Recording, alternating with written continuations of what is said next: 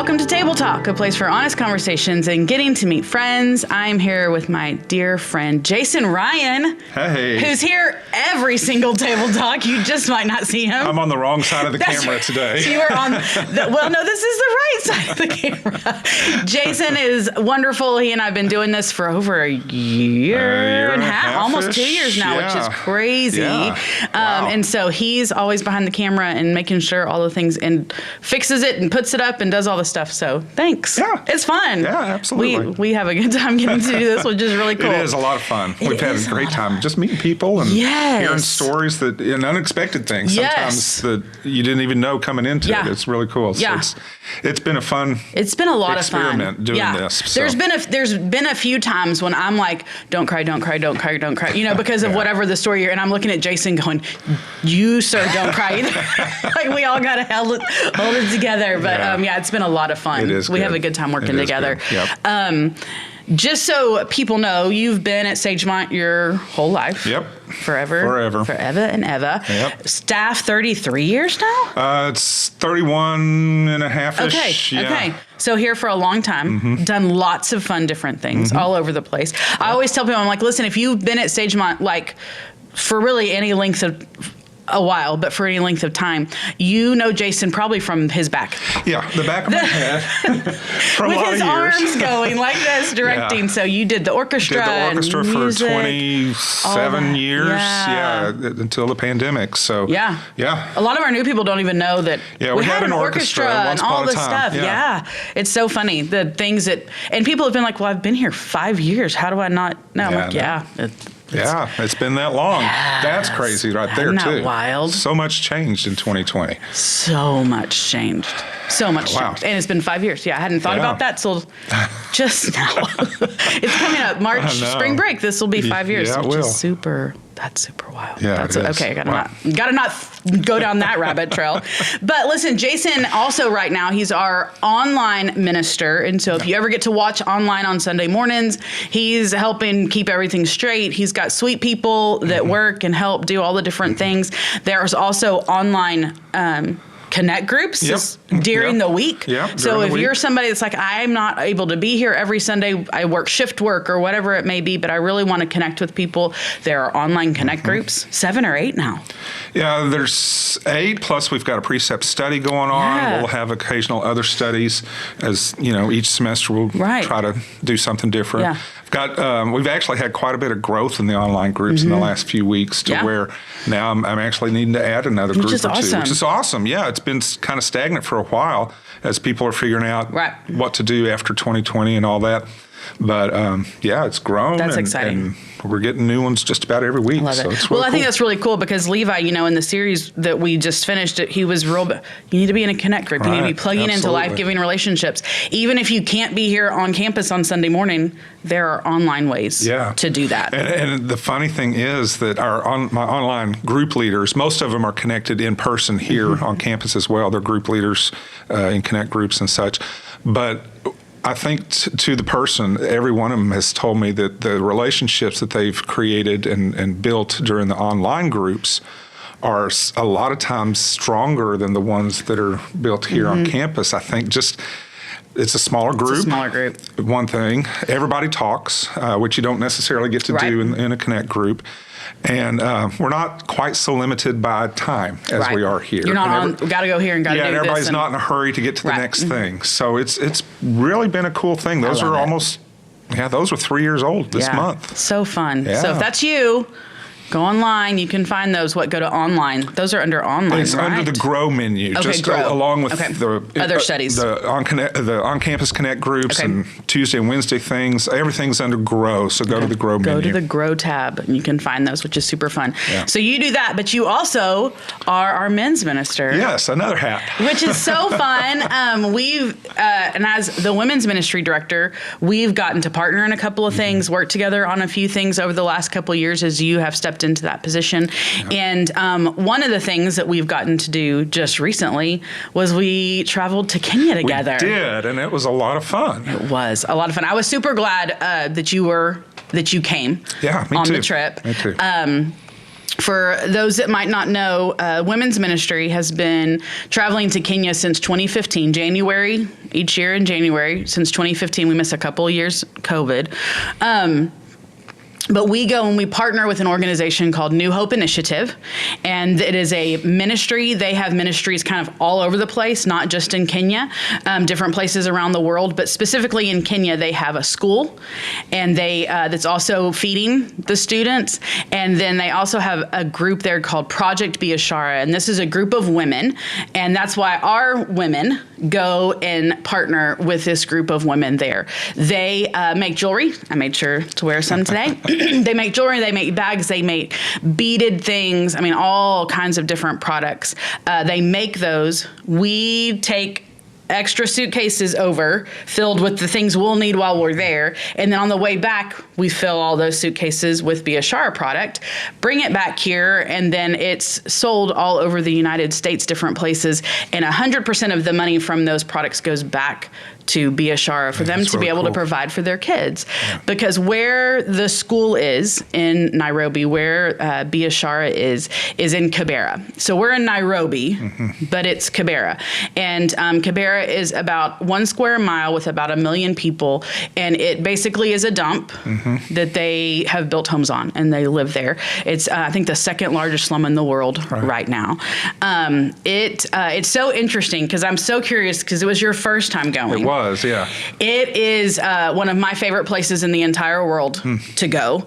I would choose that over most places to get to go. And it's interesting to me now because when I walk up to it, I don't smell the smell like I used to. Okay. I don't see the trash like I did. Like it has gotten to a point where I'm like, no, this is where my friends live and this is where they are. That's awesome. And I just know that's over time. I've done it. I've been there enough times that it really has just become, it's the people. Yeah. But I think it's also so interesting for new people. Because I know when we first started going, like we would put Vicks under our nose because the smell would be so overwhelming. Yeah, it's a pretty welcoming thing. I mean, it's the first thing that kind of hits you as you walk in, that and you cross a little river to get into the school area and into Kibera proper, and a lot of trash and stuff. So it's, it's not the Chamber of Commerce look and feel at all. No. They don't have a sewer system. They don't have a trash system. They don't, I mean, everything's just it literally is the world's second largest slum. It's think of as bad as you think that could be, and that's exactly what it is. 10 homes, mud homes with tin roofs, very small spaces where multiple generations live together in very small homes. And we get to go and spend time with the kids that live in that community, with the women of Biashara that we love so much, and just have gotten to be great friends with them. It's been cool going as long as I've gone to see the women grow and change in the Lord, their knowledge of the Lord, their love for Him, their trust in who He is over the years has been really cool to see how many of them have come to know the Lord in our years of getting to go over with them and see them. It's just been so exciting. See their kids grow, how they now, because they've been a part of Biashara, they're able to take care of their kids. They are able to help provide for their families. It's been really, really sweet. This time, when we go in January, we usually throw them a big Christmas party because they don't get Christmas parties. This year, we threw them a birthday party, changing it up. They don't get birthday parties either. And all 30 of the Biashara women have a pen pal here at Sagemont. 30 women here at Sagemont are pen pals with those ladies, and a lot of them have been since we very first started going.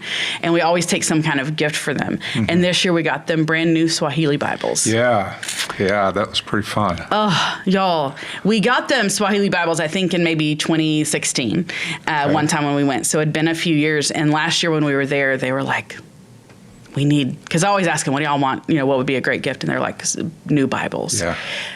Watching them receive these Bibles was just the most cool thing to see the joy and excitement.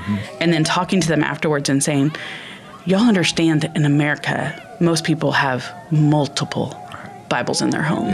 A lot of them sit on a shelf and nobody touches them. Absolutely. And that was kind of amazing. I saw as we went into homes, we saw a couple of Bibles, and let me tell you, their Bibles don't look like our Bibles in most cases because they're very well used. Yes, very. Very well used, and that's why they needed new ones. Yeah, because I mean, they still had theirs. We'd given them. Right. They were falling apart. Yeah, absolutely. They cling to those in a way that I wish, living where we live in the time that we live, I think we have to be purposeful. Yeah. To do that. Yeah. And it's just so natural. Absolutely. To them. So we, the women, we've been going for a while. This summer when we were there,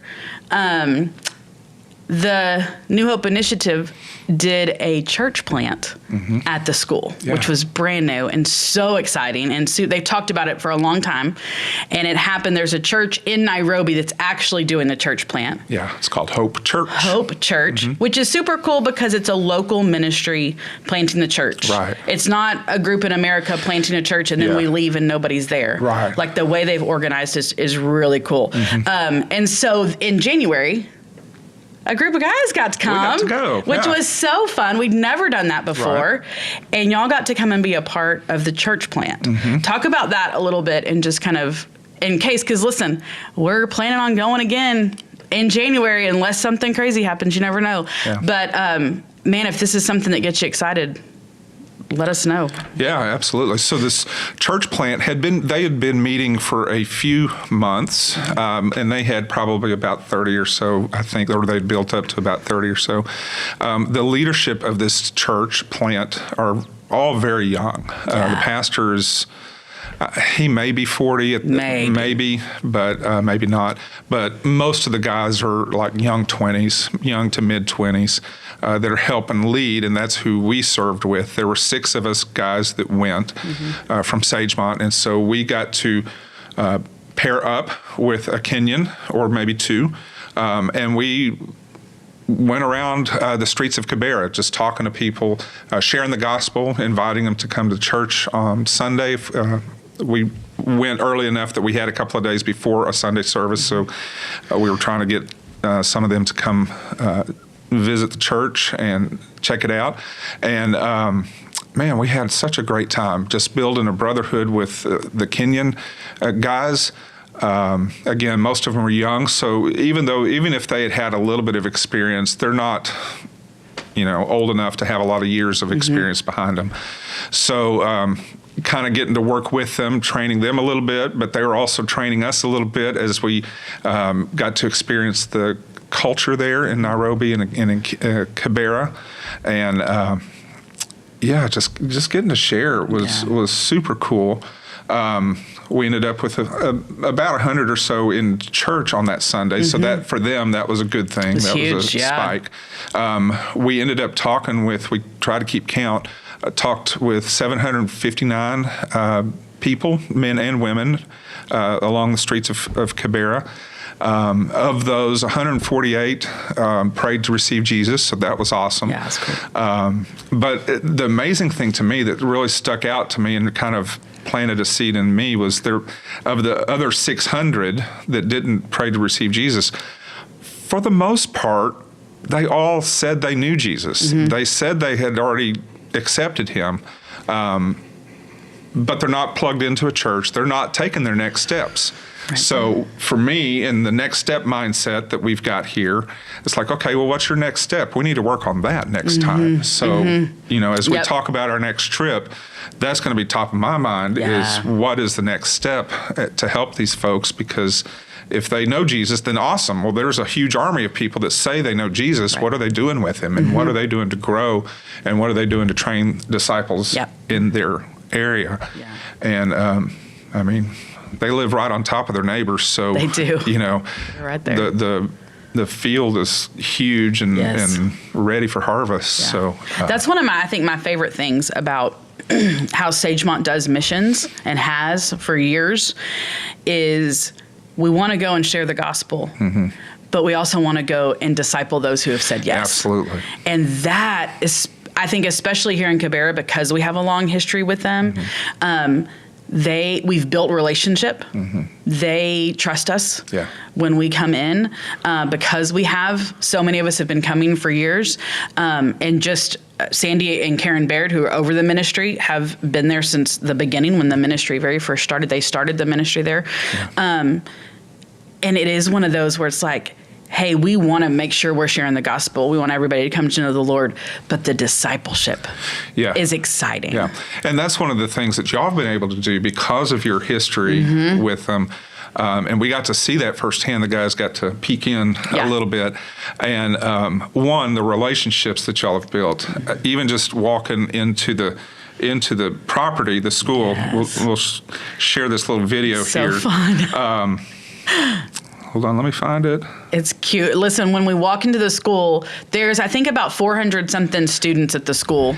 And so this is what we're seeing as we walk into the building. The kids are just absolutely mobbing us. And it's not because, it's certainly not because of the guys, because this is our first time here, but it's because of these ladies and the reputation and the relationships that they've built up over the years. And they just they're singing, they're hollering, they're throwing these lays, the Hawaiian lay things. Tinsel lay things, yep. Just honest, and they are just having a party. It's just the best thing, and it's really, really awesome. And then you go to their, we got to go into the ladies after they had worked with them a little bit, and for them it's a family reunion, basically. Absolutely, it is. They totally expecting them, welcoming them, anticipating what God's going to do while they're here. And it's just super cool. And so going into the Be a Shar room. Where's that one? It's so fun. This one? Yeah. Here's one with the ladies singing and just having a grand old time. I mean, they're dressed up for them, to welcome them. They're having just an awesome, awesome time singing and praising the Lord.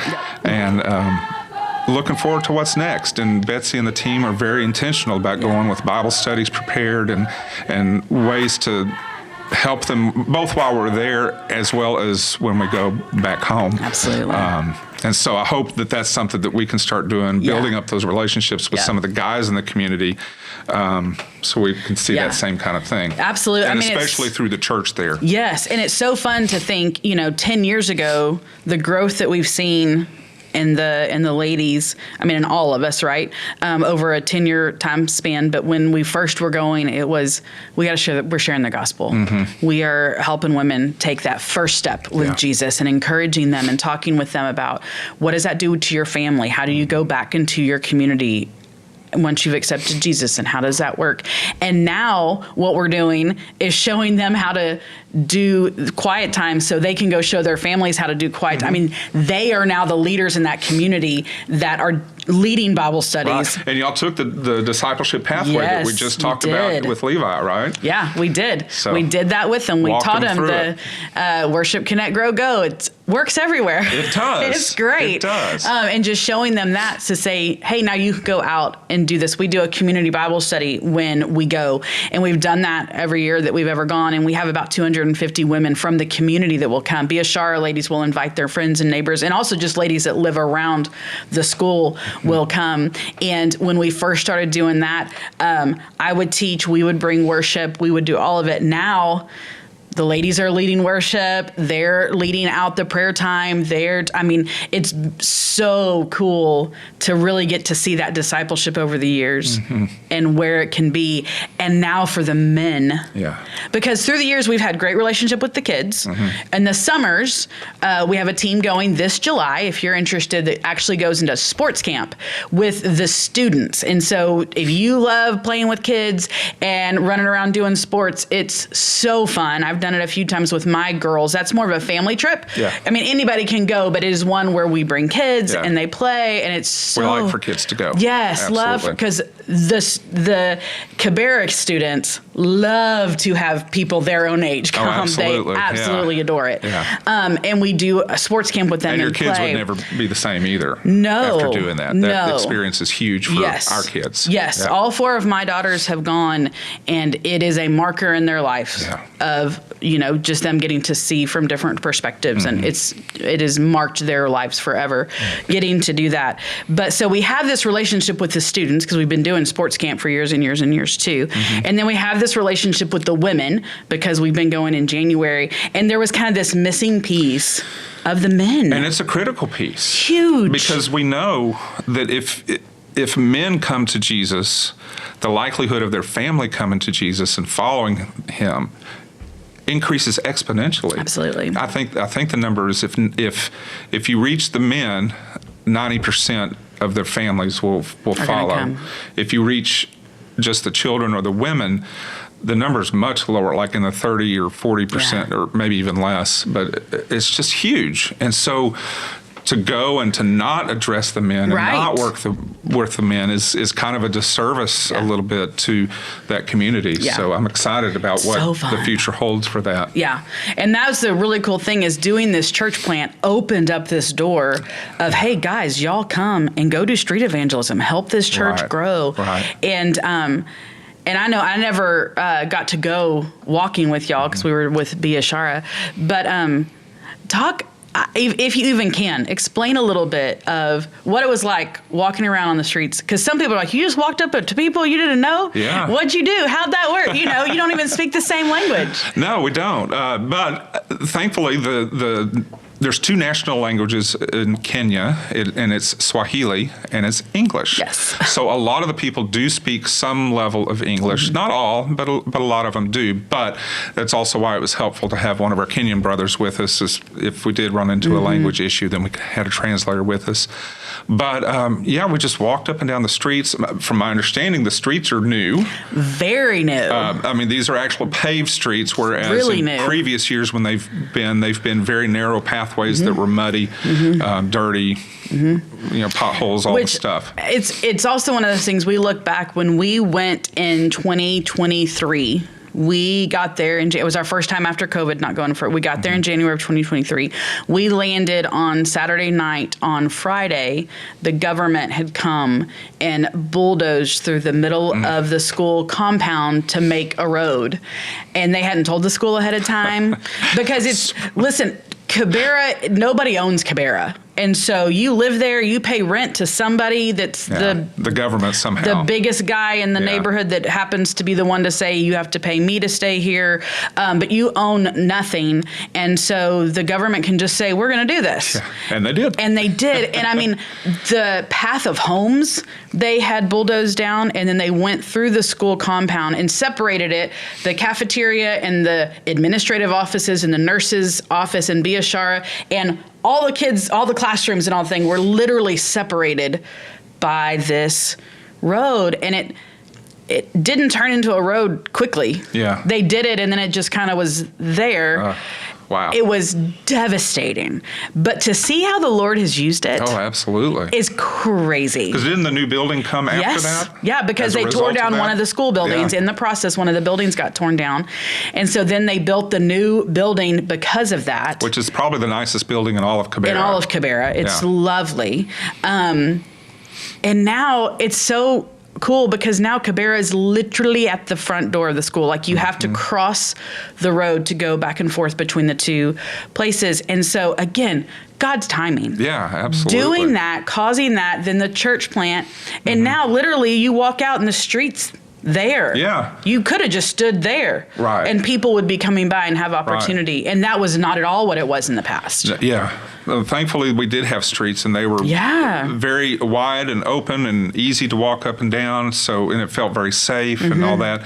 But these streets are lined with shops. And, when we say shops, we mean little bitty, hole in the wall where they sell, a lot of times they sell the same stuff. They sell either produce or meat or charcoal, or they fix electronics, which is... Oh, that's interesting. I saw several electronic fix your phone type stores. Yeah.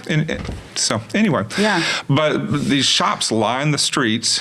People, because there is no air conditioning, the shops are either completely open or people are sitting outside just because that's what they do. Yeah. They hang out and they talk in groups. And so we stopped and talked with them. Yeah. And told them that Jesus loves them, shared the gospel with them. Most of them were very polite and welcoming and willing to listen, which was awesome. Yeah. We had a few invite us into homes, which most of the homes are off of the main road a little bit. You just kind of go behind the shops. But I think it probably looks more like it used to, with just kind of a maze of pathways. And it's similar to like an apartment building where you have one right next to the other where they're all connected. But the homes we got to go inside a few, and they're tiny. Yeah. I told my family probably our breakfast room at home is about the size of the entire home that multiple people sleep in. They eat in, sleep in, they everything. do everything. Yeah.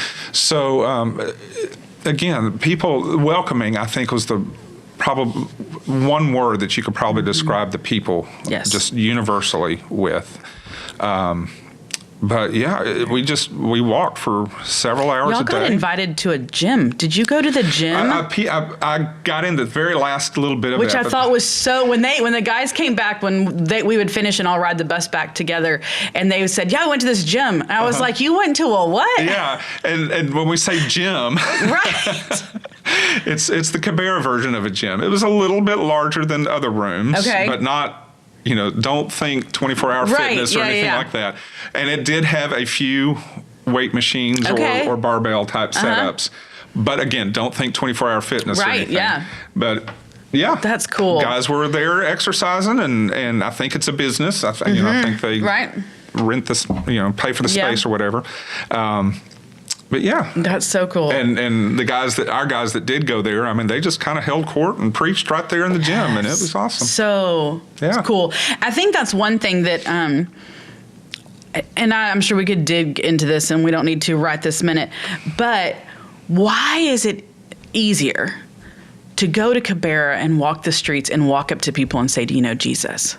Yeah. And yet here, to think about going to Baybrook and just walking the sidewalk and going, "Hey, do you know Jesus? Do you know Jesus?" That we go, "Oh my gosh!" And is it just because the culture is so very different? They are community based. They are the most hospitable people I've ever met. They are going to invite you into their home. Where if we're having people over, we better know way in advance because we got to get things straight and clean. Like, it's so different. Yeah, I think that is part of it. The welcoming aspect of it, but also over there, it seems as though most people have heard of Jesus and have heard of God, and they're not necessarily inundated like we are here with all the other religions of the world that have converged here. And so now I feel like now when we go to talk to a stranger, go talk to someone, we've got to wade through I believe this piece of this religion, and I like this piece of this religion, and this. You got to kind of be willing and ready to wade through all of that and decipher where's truth in all of that, in what they already believe, and to let the Holy Spirit work through you to help them figure that out. Whereas there, they've got nothing. They don't have a ton of other influence. In fact, there's a lot of churches there in Kibera. There's a ton of churches. Now, they may not be good churches. Theologically, they may have some questionable things and some traditions and stuff that maybe are not okay.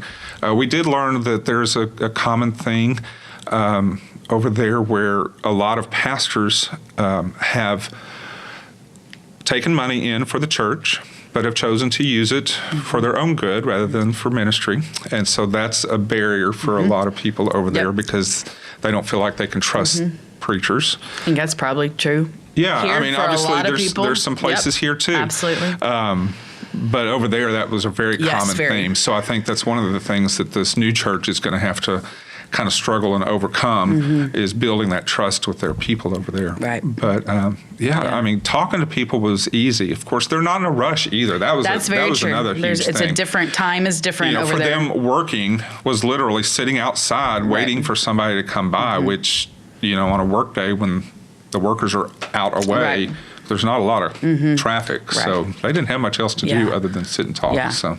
Absolutely. Yeah, there's a lot easier. It's just a very different culture. I went to Texas A&M, and when you're walking across Texas A&M campus, you literally say howdy to every person you pass by. Like, Aggies out there understand that this is true. Everyone else is like, that's crazy. But I mean, if you go visit A&M's campus, every single person that passes, you'll go, howdy, howdy, howdy, howdy. I mean, it is the culture that is Texas A&M. When we're in Kibera and you're walking around the street, you speak to every person you pass. Every person looks at you. You say, good morning. How are you? The kids will just come up and hold your hands and run around with you. There just is that. Here you go to Target and you're like, eyes down, don't, and man, as believers, we shouldn't care what the culture is. Our culture should be based in our relationship with the Lord and what He's calling us to do. Yeah. So it's a challenge to us, to all of us. We're here. This is where God put us, more than we're in Africa. Man, what are we doing here? Yeah. What's our next steps with? Who are we talking to? Are we looking up and saying hello to someone, even if they look at us like we're crazy? Because it's not based on their reaction. It's God's called me to love people well. As we're sitting here talking about this, I'm remembering walking around with our Kenyan brothers. Some of them seemed a little bit hesitant to share. So I wonder if there's it's easier to do in another culture kind of a thing. Yeah. I don't know. Yeah, because it's different. Yeah. It's taking a day out of your normal and doing something different. And so, So interesting. Yeah. All the things. Listen, this is these are things that mission trips will do to your heart. Yeah, absolutely. They will make you see things differently. They will make you think about things differently. There are so many opportunities here at Sagemont to go on mission. Yeah, if you go to the events page right now, there's a whole list of mission trips coming up. And so we're talking about Kenya, but you could insert the country and tell some of the same stories, Absolutely. I'm sure. Check them out. The missions team, I think, has tried to get the cost for the international trips to be around $2,000 or so. Give or take, So just, as a ballpark that you can kind of keep in your head as you're thinking about and praying about whether to go. Which is it's not going to be $5,000 or $10,000 to go. Inexpensive. Yeah. To fly to another country, to stay at a place that includes your housing and your food and everything you're doing, and then fly back home. I mean, it's very inexpensive. Absolutely. Yeah. And then, you get to share the gospel and just have an experience in another part of the world. Absolutely. It's pretty cool. So speaking of other parts of the world, so Levi shared a little bit of this story, but just about 2 days or so before we left to go to Kenya, through our online ministry, I get an alert that someone's trying to sign up for an online small group. Was it that soon before we left? It was. I didn't know that. Yes. I didn't realize it was that quick. Okay. Yeah, it was that week. Wow. And so in the comments or whatever, as he signed up, he said, I'm in Kenya. It's like, okay, well, that's great. And I did the math. And it's like, so I emailed him back and said, do you realize that this group meets at like 4 or 5 a.m. Kenya time? And he said, yeah, that's okay. I'm willing to do it. So, okay, well, we'll sign you up for it. And that's great. And he just Googled it or whatever. He Googled it. It was a wild search. It was a situation. He had spent some time in the U.S. In college, ended up, because of visas and stuff, ended up back in Kenya. He's kind of searching for what's next for him. And just Googled for an online Bible study group, men's Bible study group. And that's amazing. God and Google made us come up on the front page, which was amazing. And so he took a chance. Literally, he had no connection to us whatsoever. Took a chance. He, sent the sign up, and so anyway, once he decided he was going to commit, and I realized, this is a real person, because sometimes we get some, and then, they want something else. But I said, hey, we're in Kenya. I'm in Nairobi. Where are you? And he's lived by the airport in Nairobi. So we were able to get together, spend this Sunday together. Yeah. He came to church with us that day, and we're working on. We've got a plan. We just haven't made it happen just yet. But we've got a plan to do an online group with him and me, and one of the guys who accepted the Lord in Kibera.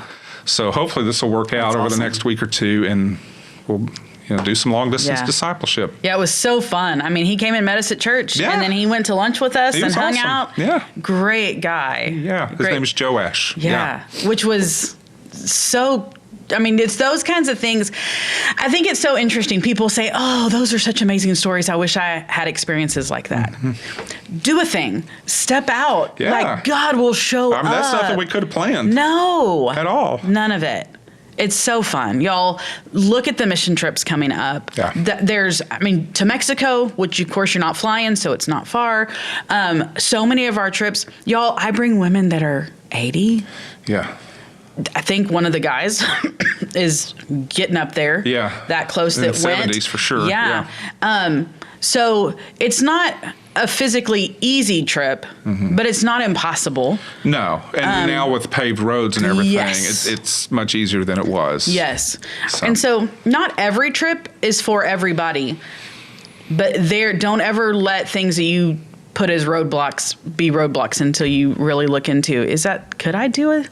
Yeah. If God's calling you to it, follow the lead and see what that next step is. Absolutely. So. And, if finances are a roadblock, then there are ways around that, Absolutely. through support of your friends, through Sagemont scholarships, a little bit of the trip fee and all that. So there's ways around the finances too. Yep. So if you're willing to go, find the time, find the one that fits your schedule, and start praying.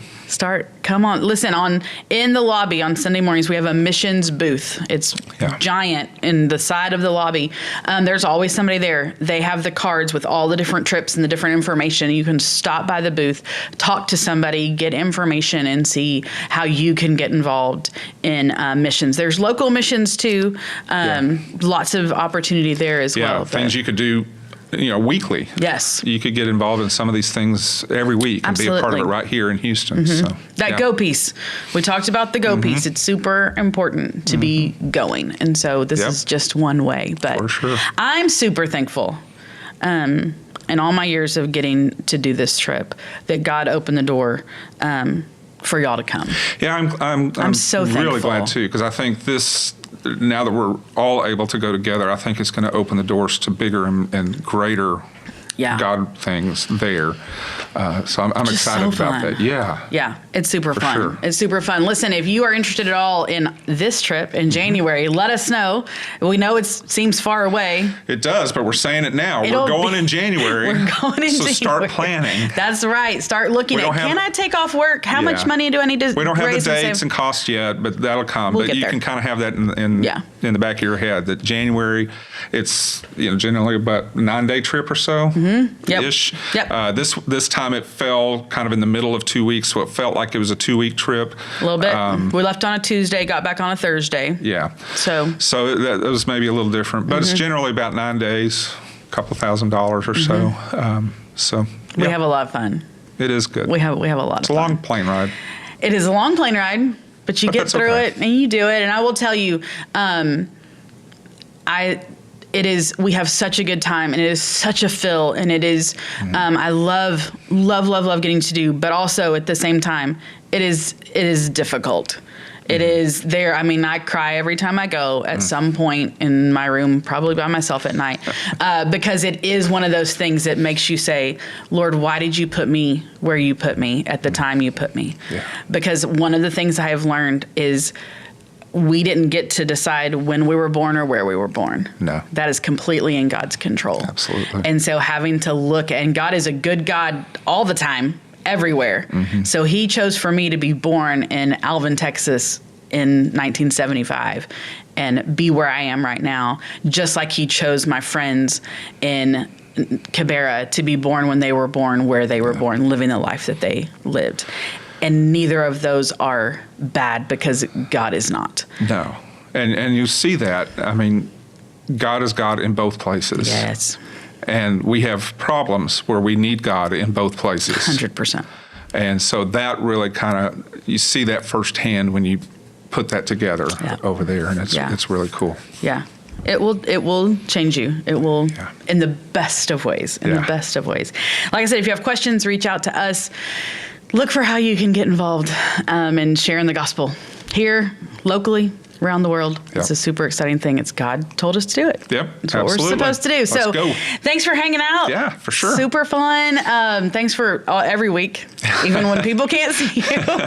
But listen, go back, listen to previous Table Talks. We had Levi and Chuck Davenport, and we've got other fun ones coming up that we have planned. Yep. So join us on Table Talk each Thursday at noon. We will see you next time. See ya.